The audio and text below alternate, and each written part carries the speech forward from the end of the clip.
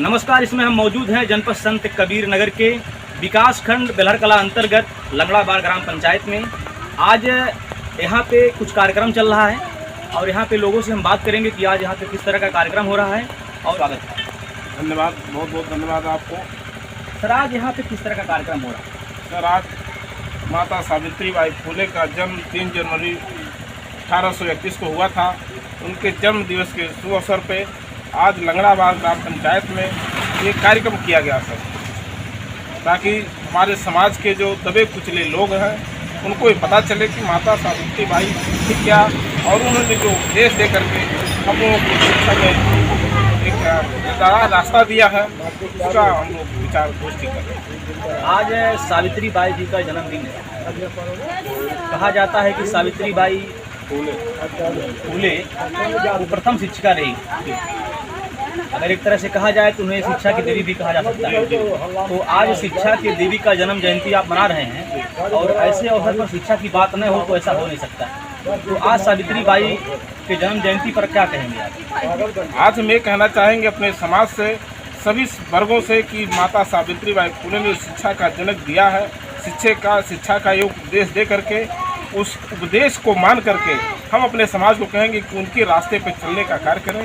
उन्होंने शिक्षा दिया, उसका हम लोग भरपूर आनंद उठाएं। उनके बताए हुए रास्ते पर चल करके शिक्षा के जगत में हम लोग आगे बढ़ने का कार्य करें। अपने माताओं बहनों से भी कहेंगे कि आप लोग उनको देखते हुए कि जिस समय उन्होंने पढ़ने लिखने का अधिकार नहीं था और उनको अधिकार मिला और हम लोगों को एक उपदेश दिया, एक किताब दिया, एक पढ़ने लिखने का अधिकार दिया, उसी रास्ते पर हमारे माता बहनें परिवार चले। आज देखा जा रहा है कि बहुजन समाज की जो महिलाएं हैं वो शिक्षा से कुछ भटक रही है। सर, आप इस पर तो कुछ कहना ठीक नहीं, लेकिन ज़रूर कहना है कि हमारे समाज के लोग, माता बहनें जो शिक्षा से पीछे जा रही हैं, इनको थोड़ा सा आज़ादी मिल चुका है। जब भारतीय संविधान नहीं था तब इन्हें पढ़ने लिखने का अधिकार जब नहीं था, इन्हें कोई अधिकार नहीं था, तब तो इनको कुछ समस्याएं थी। लेकिन आज बाबा साहब डॉक्टर अम्बेडकर ने संविधान दे करके मौलिक अधिकार दिया है।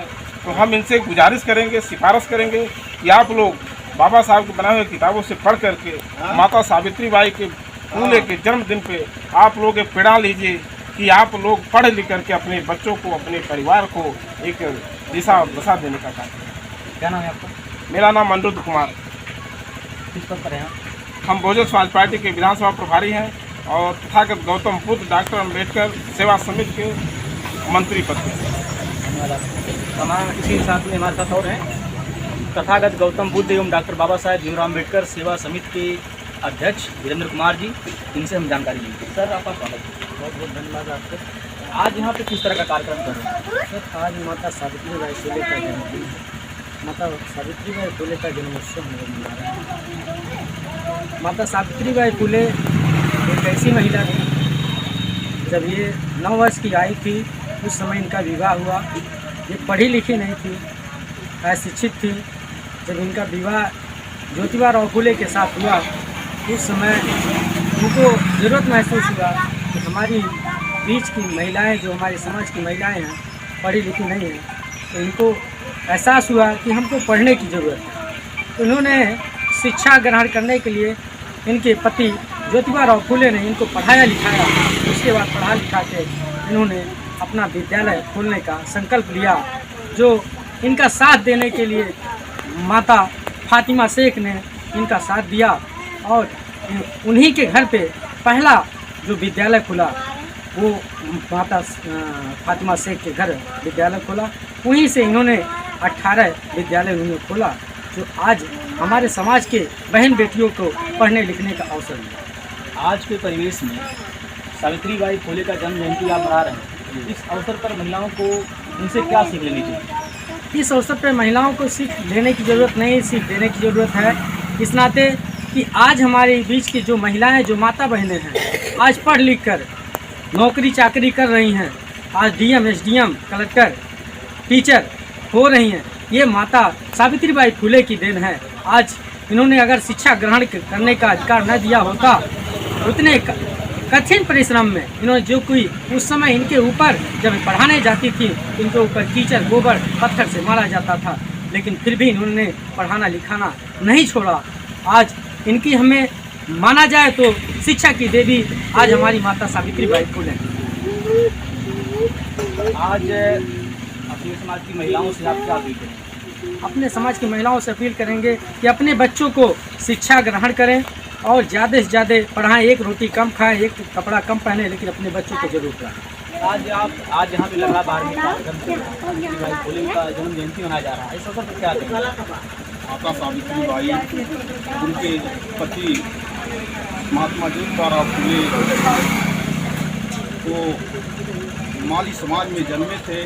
पढ़ने के बाद जब आए तो एक ब्राह्मण से उनकी बहुत दोस्ती थी और उससे बताए थे मैं माली जात का हूँ। और जब उस ब्राह्मण की शादी होने लगी तो महात्मा ज्योतिबा फुले को शादी में आमंत्रित किया। और जब महात्मा ज्योतिबा फुले वहाँ गए तो ब्राह्मणों ने उनका कान पकड़ करके निकाल दिया और कहा कि एक ब्राह्मण के बारात में शूद्र कहाँ। इस तरह से महात्मा ज्योतिबा फुले एक पोखरा था, उसी पोखरे के पास बैठ करके रोने लगे और कहे मैं बुड़ करके मर जाऊंगा लेकिन मैं घर नहीं जाऊंगा। लेकिन कुछ हमारे समाज के लोग जिनके गले में हड़िया, कमर में झाड़ू, हाथ में घंटी बंधी रहती थी, वो उसी रास्ते से जा रहे थे। उनको देख करके वो रोने के बजाय हंसने लगे और उन्होंने कहा मुझे मरना ठीक नहीं है, मुझे संघर्ष करना है। और 1850 में एक विद्यालय खोले। उस विद्यालय में कोई पढ़ने के लिए नहीं गया और उन्होंने अपनी पत्नी माता सावित्रीबाई फुले को लिवा गए, पढ़ा लिखा करके शिक्षित बनाए और उनको प्रेरित करके विद्यालय खुलवाए।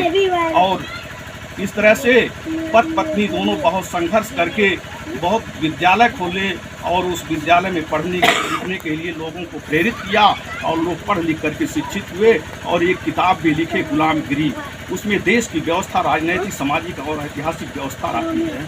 इस तरह से इन्होंने पढ़ने लिखने के लिए बहुत प्रेरित किया। और ये कि डॉक्टर अंबेडकर ने जो संविधान बनाया है, आज उस संविधान की बदौलत सभी समाज के लोगों को पढ़ने लिखने का बराबर अधिकार मिल गया है। अपने समय में तो डॉक्टर अंबेडकर रहे हों या सावित्रीबाई फुले रहे हों या ज्योतिबा फुले रहे हों, सभी ने काफ़ी संघर्ष किया है।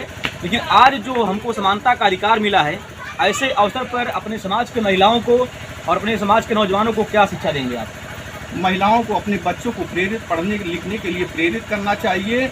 और उनको बाबा साहब ने कहा था शिक्षित हो, संगठित हो और संघर्ष करो। तो सबसे पहले शिक्षा पर विशेष ध्यान देना चाहिए, उसके बाद संगठन बनाना चाहिए, उसके बाद संघर्ष करना चाहिए।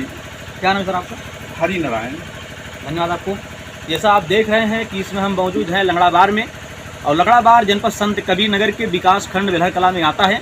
आज यहाँ पर बहुजन समाज के लोगों के द्वारा माता सावित्रीबाई फुले का जन्म जयंती मनाया जा रहा है। इस अवसर पर लोगों को प्रेरित किया जा रहा है कि शिक्षा से लगे रहो, शिक्षित होकर ही हम कुछ कर पाएंगे।